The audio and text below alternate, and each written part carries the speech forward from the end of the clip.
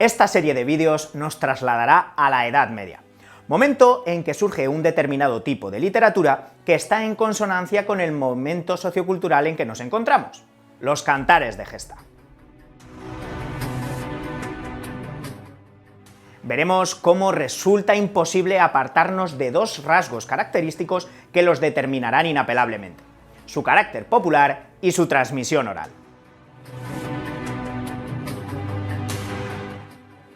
En este subgénero literario hallaremos una de las obras cumbres de nuestra literatura, el Cantar de Mio Cid.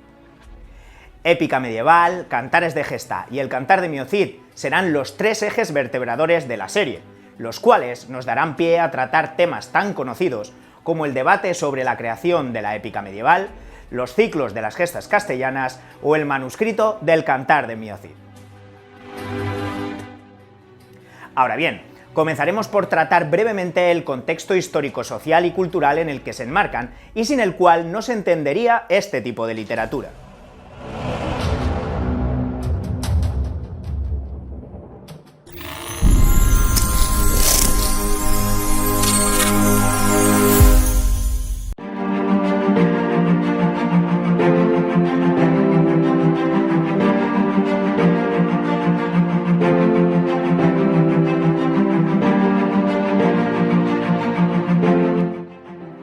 El Occidente, surgido de la caída del Imperio Romano, siglo V, se organiza social y políticamente en un sistema organizado y cerrado: el feudalismo.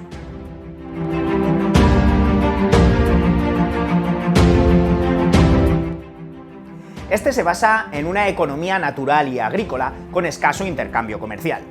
En su lugar, los terratenientes se apropian del excedente productivo de los campesinos, sometidos a rígidas prestaciones a cambio de la protección del señor civil o religioso.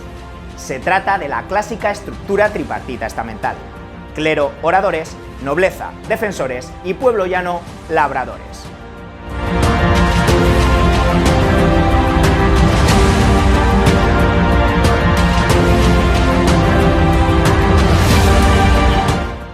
Esta estructura socioeconómica estará, por supuesto, refrendada por la Iglesia. Además del rey serlo por derecho divino, cada hombre nace en una determinada situación social de acuerdo a la cual deberá vivir para contribuir al bien común y salvar así su alma.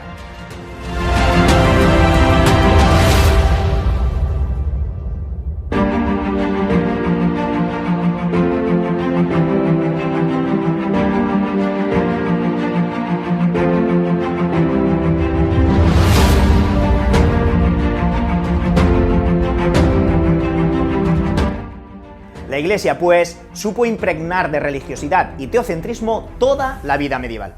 De hecho, los clérigos constituyeron un estamento de enorme importancia para la cultura.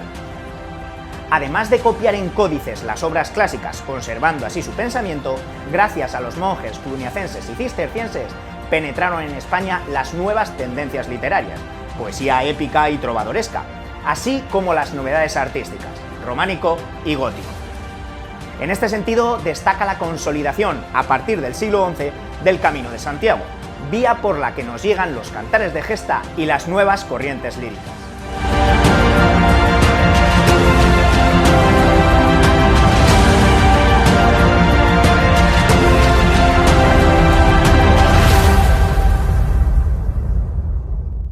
Será el otro estamento privilegiado, la nobleza, el que asuma el protagonismo en la épica medieval, la cual narrará hazañas de héroes que encarnan el espíritu y las virtudes nacionales. Ahora bien, no debemos desestimar la importancia que el pueblo llano tiene en esta épica, pues además de ser receptor de la misma, se convierte, como veremos, en coautor de los textos.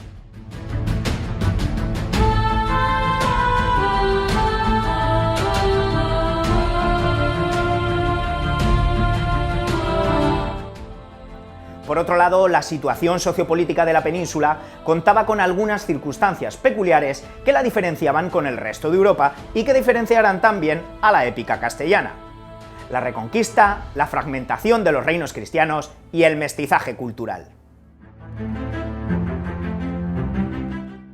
Por último, tenemos la situación lingüística que, indudablemente, marcará la literatura de estos siglos. Aunque desde los inicios de la Edad Media la comunicación oral se realizaba en lengua romance, la lengua de cultura seguirá siendo el latín hasta el siglo XIII, por lo que la mayoría de los textos literarios anteriores tienen su origen en la literatura popular y en la tradición oral. Esto marcará inevitablemente los rasgos generales de la épica medieval. La transmisión oral hará que estas obras sean generalmente anónimas y reflejen el sentido de la colectividad y el carácter popular y tradicional. Además, propiciará en estos textos una lengua literaria sobria, espontánea y de gran expresividad.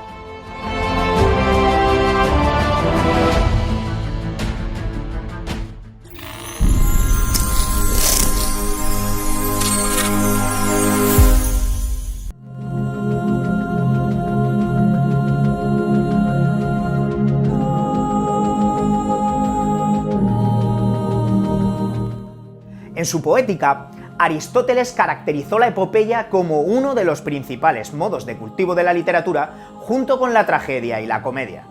Queda definida como narración verista de hechos nobles realizados por personajes elevados, escrita en verso. Testimonio de ello son, en el mundo antiguo, los poemas homéricos, como la Odisea y la Ilíada, o ya en el mundo latino, obras como la Eneida o la Farsalia.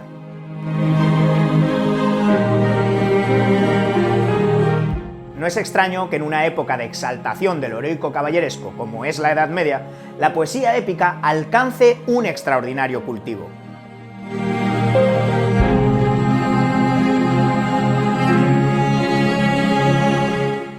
La épica medieval se diferencia tanto de la épica grecolatina como de los poemas épicos del Renacimiento, Tasso, Ariosto, Ercilla, etc., por su condición anónima y su transmisión oral. Frente a unos productos literarios de voluntad artística y formulaciones teóricas, la épica medieval surgiría como consecuencia del deseo que sentía una colectividad de conocer los sucesos que le afectaban directamente. Ahora bien, los autores de los cantares de gesta literaturizaban esa base histórica real con el fin de hacerla más atractiva a los ojos de su auditorio. Historia al alcance y al gusto del pueblo.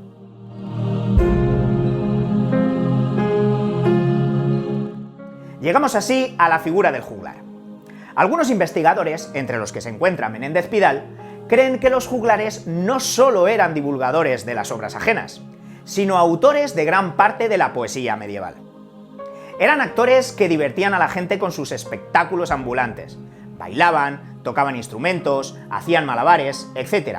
Y también recitaban poemas épicos.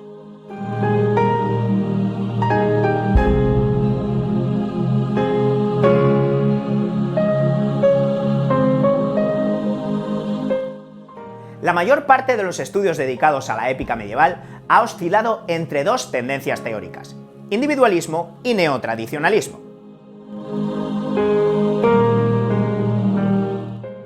Ahora bien, antes de centrarnos en ellas, debemos siquiera aludir a dos teorías previas: la teoría romántica y la teoría de las cantinelas. Gastón París, Historia poética de Carlomagno, 1865. Ambas teorías ponen de relieve la importancia de cantos primitivos, colectivos y espontáneos, breves y de carácter épico-lírico, surgidos al calor de la batalla y transmitidos oralmente, hasta que 3 siglos más tarde se reuniesen constituyendo los cantares de gesta. Bien. Ambas teorías van a verse sacudidas por la obra de Milà i Fontanals, de la poesía heroico-popular castellana de 1874, quien demuestra que los romances históricos provendrían de los cantares de gesta y no a la inversa, a lo que se suma la evidente unidad orgánica de los cantares épicos.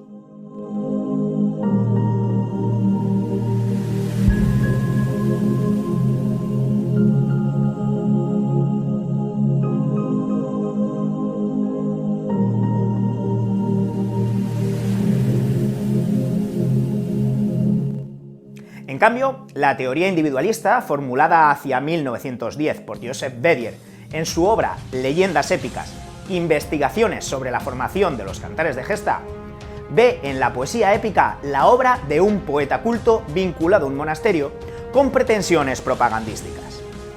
El texto, compuesto tiempo después de los hechos, aunque en un momento dado se transmitiría oralmente, sería producto expresivo de una individualidad artística.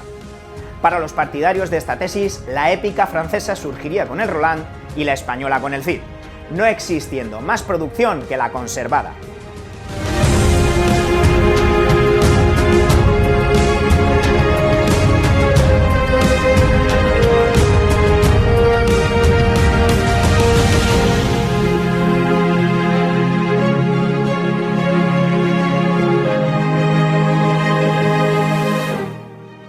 Menéndez Pidal, por su parte, expuso su teoría neotradicionalista en Poesía juglaresca y juglares, Orígenes de las literaturas románicas, de 1957.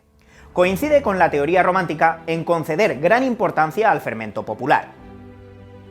De autor cercano a los hechos que narra, rápidamente se constituiría en poesía popular, transmitida oralmente de generación en generación durante siglos, modificada conforme a los deseos, inquietudes y gustos del público, que es a la vez receptor y coautor de los textos. Además, se entiende que la épica medieval comenzó mucho antes de lo que indican los manuscritos que se conservan, y que fue mucho más intensa y copiosa.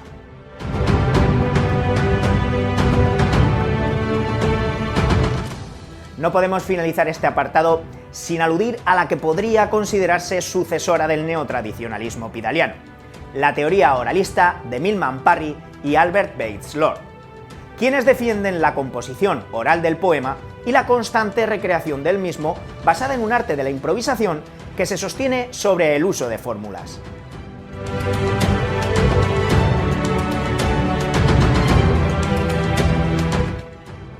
Sea como fuere, hoy se tiende a huir de posiciones extremas y a contemplar el problema de los orígenes en el sentido de una compleja interrelación de elementos cultos y juglarescos, a la vez que se destaca cada vez más la función propagandística, política y monacal de los cantares de gesta.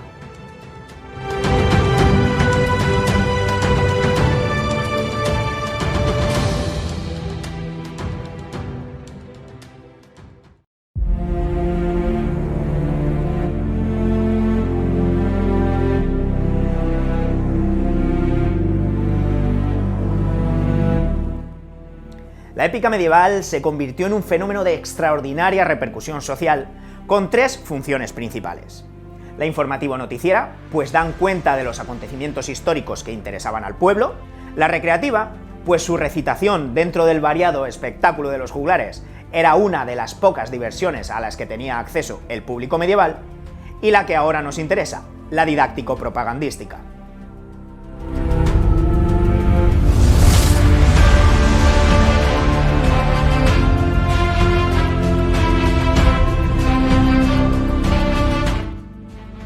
La épica, de hecho, puede entenderse como el arte de propaganda de la clase dominante feudal.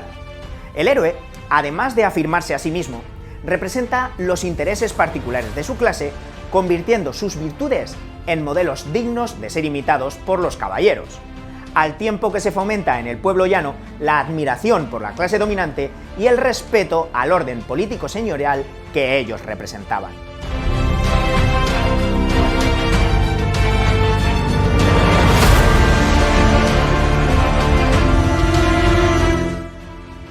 Por otro lado, la función propagandística estaría relacionada con los intereses económico-políticos de un monasterio, promoviendo peregrinaciones en torno a reliquias y sepulturas vinculadas a los personajes de tales leyendas. Este es el caso, por ejemplo, de la reelaboración en cuadernavía del poema de Fernán González, cuya mezcla de elementos históricos, ficticios y folclóricos están al servicio del convento de Arlanza y sus intereses económicos, o el Cantar de Mio Cid con San Pedro de Cardeña.